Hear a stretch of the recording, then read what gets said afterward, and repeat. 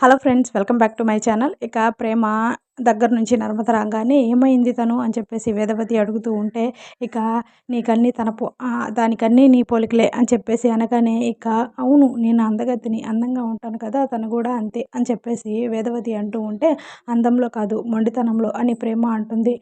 నేను దాని అక్కలాంటి దాన్ని, నేను ఏది చెప్తే అది, నేను గీసిన గీత దాటదు అని చెప్పేసి అంటూ ఉంటావు కదా, దాన్ని కన్విన్స్ చేసి ఇంటికి తీసుకురాలేకపోయావా?